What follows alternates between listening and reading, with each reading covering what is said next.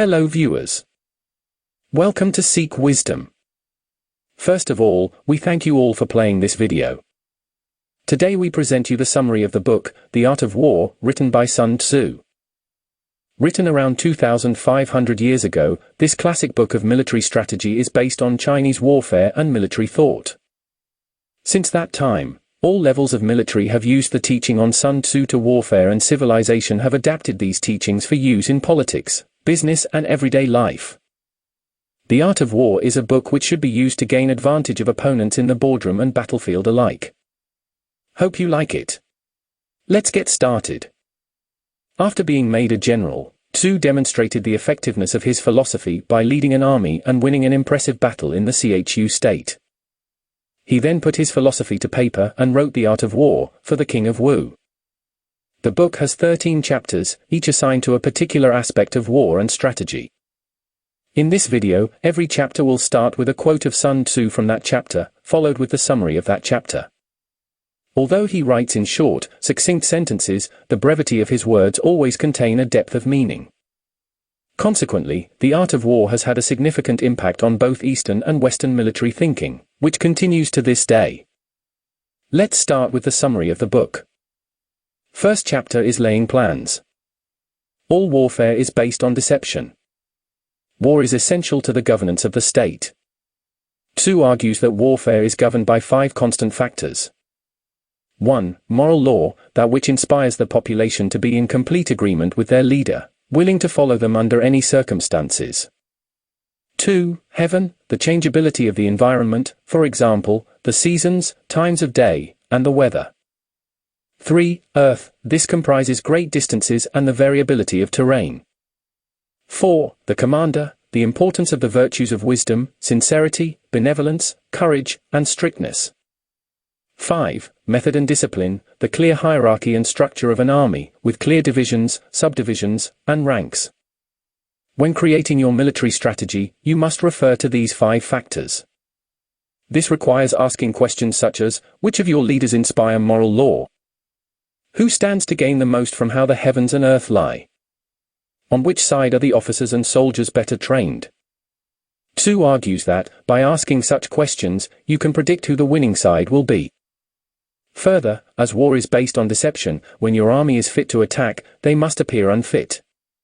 When you are busy deploying your soldiers, you must seem inactive. By deceiving your opponent, you attack them where they are unprepared and you can defeat them. Next chapter is waging war. Though we have heard of stupid haste in war, cleverness has never been seen associated with long delays. War is costly. The longer you wage a battle, the greater the expenditures of supplies, armor, and weapons. If you lay siege to an area for a protracted length of time, your soldiers will become weak, their weapons will become dulled, and you will run out of money. Consequently, to engage in warfare intelligently, you should attack quickly and avoid any delays. If, however, a battle goes on for longer than desired, a wise general orders their troops to pillage from the enemy. This will sustain your army for longer than when relying exclusively on your own resources. It also incentivizes your troops to defeat the enemy, as they'll reap the rewards of their loot. Here comes the third chapter, strategy. Supreme excellence consists in breaking the enemy's resistance without fighting. In war, it's best to conquer your opponent's territory entirely and intact. Thus, razing it to the ground is pointless. Likewise, it's better to recapture an army than to kill them. The best strategy in war is to defeat your enemy without ever fighting them. Consequently, Tzu states that there are 5 approaches to war that vary in effectiveness. From most to least effective, they are: 1. Defeat your enemy via strategy alone, without coming into battle. 2. Anticipate your enemy's plans, and prepare a preemptive counterattack. 3. Isolate your opponent from their allies. 4. Attack your enemy in the field. 5. Besiege a walled city. Tzu builds on these approaches to war by suggesting that there are 5 essential features of victory. 1. The victorious know when and when not to fight. 2. They know how to manage both superior and inferior forces. For example, it's possible to defeat a greater force with careful strategic planning. 3. Victory is dependent on an army that shares the same focused spirit throughout its ranks. 4. The victorious know to attack their enemy when they are unprepared. 5. Victory comes only to those whose strategic plans aren't interfered with by a sovereign power. Fourth chapter is tactical dispositions. To secure ourselves against defeat lies in our own hands, but the opportunity of defeating the enemy is provided by the enemy himself. First, secure yourself against defeat. Then, wait for your enemy to provide you with an opportunity to conquer them. This may mean knowing how to overthrow your enemy for a while but not actually doing so. It's a matter of biding your time and waiting for the opportune moment. A clever general is, thus, one who wins their battles with ease and makes no mistakes. They first create plans to ensure victory before engaging in warfare. Such military planning is comprised of 5 methods. To understand and measure the battle terrain. To estimate the enemy's numbers. To estimate the enemy's strength. To estimate the enemy's chances against you. To estimate your chances of victory. Now comes the 5th chapter, energy. The clever combatant looks to the effect of combined energy, and does not require too much from individuals. Whether you're fighting with a large or small army makes no difference. What counts is the way your soldiers are organized. While direct methods of battle are often necessary, it's the indirect methods that will secure your victory. Indirect tactics could include relentlessly attacking your enemy's flanks or falling on their rear. When properly applied, indirect tactics are inexhaustible. The direct and indirect modes of attack follow on to each other like a moving circle. Considering the power of your army as a whole before identifying individuals with certain talents, you are best able to use the energy of your forces. By keeping your enemy on the move, they will walk straight into a unit of your best-picked soldiers, lying in wait for them. Furthermore, the victorious are adept at self-restraint and know when to attack at the right moment. By making your army look as if it is chaotically organized, when in reality it is sharply structured, you gain the upper hand. Always mask your strength with weakness. 6th chapter is, weak points and strong. Whoever is first in the field and awaits the coming of the enemy, will be fresh for the fight. The smart combatant makes the first move and, therefore, never engages in warfare from the back foot. You should fight either on your own terms or not at all. Strike at vulnerable points, and don't attack your enemy where they are well defended. Likewise, you should learn to defend your weak spots from a surprise attack. By remaining obscure to your opponent, you can uncover their weaknesses while remaining invisible. This allows you to concentrate your forces while your enemies are divided. Try to discover your opponent's plans, and with this information, calculate the likelihood of their success. Understand the strengths of your opposing army so you can better spot its weaknesses and strike where it is weak. Now comes the 7th chapter, maneuvering. Let your plans be dark and impenetrable as night, and when you move, fall like a thunderbolt. Harmony must be achieved between the ranks of your army before you can march into battle. Once your soldiers operate as a unified body, you can turn your attention to defeating your enemy. However, you mustn't allow your soldiers to march for long periods of time. This will only weaken your army, and only 1/10 of your soldiers will reach their destination. Further, you cannot march your army across territory that is unfamiliar. You must use the knowledge of local guides to use the natural advantages of the land. Before you make a move, you must first ponder and deliberate. This is the art of maneuvering. With your army operating as a single body, there is no space for the brave to advance alone or for the cowardly to retreat alone. Here comes the 8th chapter, variation in tactics. The general who thoroughly understands the advantages that accompany a variation of tactics knows how to handle his troops. Those unversed in a variety of tactics will be doomed to defeat. There are 5 possible faults a general may fall prey to that will affect their chances of being victorious. Recklessness, which leads to destruction. Cowardice, which leads to capture. A quick temper, easily provoked by insults. A thin skin, sensitive to shame. Over-solicitude for their army, which leads to excessive worry. 9th chapter is, the army on the march. Startled beasts indicate that a sudden attack is coming. When on the march, always stick close to sources of sustenance, and camp in high places that are facing the sun. When on dry, even land, identify an accessible position with rising ground on both the right and the rear. This means that you can see danger approaching while escaping safely behind where you're stationed. Once you've positioned your army, you must search any nearby ponds, hollow basins filled with reeds, or woods, as your enemy may have spies positioned here. Look at the birds when they suddenly rise upwards, as it often means soldiers are in ambush beneath them.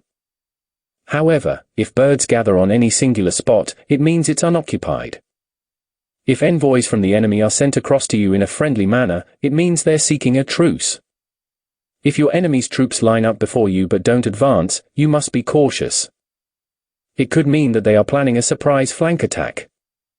If your and your opponent's armies are of a similar size, then no direct attack can be made. Here, all you can do is cultivate your existing strength, observe your enemy, and obtain reinforcements. 10th chapter is terrain. The natural formation of the country is the soldier's best ally. 2 states that there are 6 types of terrain. 1. Accessible ground, ground that both you and your opponent can easily traverse. To be victorious, you must occupy this ground before your enemy. 2. Entangling ground, ground that is difficult to reoccupy once you abandon it. Thus, if you're battling an enemy on such terrain and you lose, it will be difficult for you to return to attempt victory once more. 3. Temporizing ground, ground on which neither side has an advantage. Even if your enemy tempts you to engage in battle on such terrain, refrain. 4. Narrow passes, only enter such passes if you're the first to occupy them and then strongly garrison them in wait of your opponent. If your opponent has gotten there before you, don't enter. 5. Precipitous heights, try to occupy the highest sunny spots and wait for your enemy to march upwards to meet you. If your enemy has occupied such a spot before you, retreat, and entice them away. 6. Positions at a great distance from your opponent, if both armies are of equal size and situated far from each other, a battle will not be easily provoked. Thus, it's essential to avoid drawing out a long, weary march to meet your enemy, as your troops will be weary, and you will be at a disadvantage. Here comes the 11th chapter, the 9 situations. Keep your army continually on the move, and devise unfathomable plans. 2 builds on his distinction of the 6 types of terrain by arguing that there are 9 varieties of ground. 1. Dispersive ground, this is when you are fighting on your own territory. It's called dispersive, as if your troops are located near their loved ones. In the face of an upcoming battle, they are likely to disperse into their homes. 2. Facile ground, when you've marched into hostile territory but haven't gotten far, this ground variety makes it easy for your troops to retreat. 3. Contentious ground, such ground offers both sides an equal advantage and, thus, must be contended for. 4. Open ground, it allows for both sides to have an equal liberty of movement. 5. Ground of intersecting highways, this land intersects between your territory, your enemy's territory, and the ground of a third territory that adjoins both. 6. Serious ground, this is when your army has penetrated deep into hostile country, upping the stakes of your approach. 7. Difficult ground, this refers to all terrain that is difficult to traverse, such as forests, marshes, and cliffs. 8. Hemmed-in ground, this includes all ground that can only be reached through narrow passes, making you vulnerable to enemy attack. 9. Desperate ground, this is any ground on which you can only be saved from defeat by engaging in battle immediately. For each of the types of ground, 2 offers a tactical approach.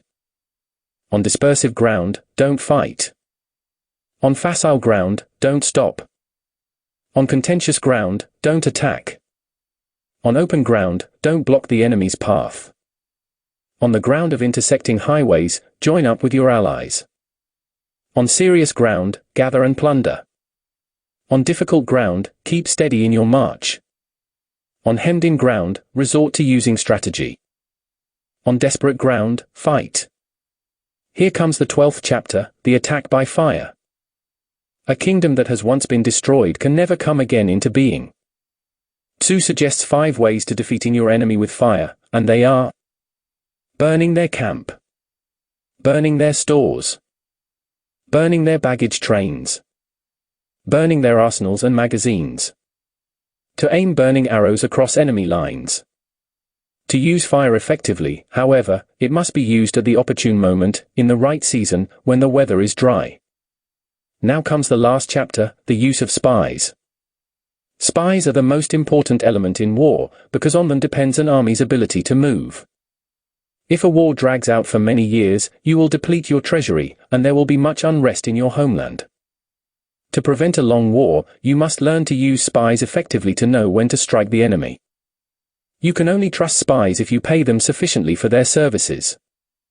However, the cost of paying a few good spies compared to the costs of a drawn-out war are minuscule.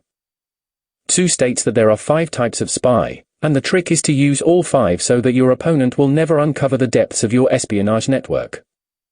They are: 1. Local spies, inhabitants of your opponent's country. 2. Inward spies, officials of your enemy, which could also include concubines or those in your enemy's ranks who feel frustrated at being in subordinate positions. 3. Converted spies, these are the spies of your enemy that you've bribed into working for you. Therefore, they will carry back false information to your opponent. 4. Doomed spies, your own spies that you reveal false pieces of strategic information to so that when they're caught behind enemy lines, they'll give your opponent false facts.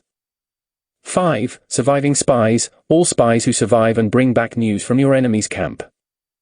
Here we shall wind up the video. Hope you like this. We'll see you again with another video soon.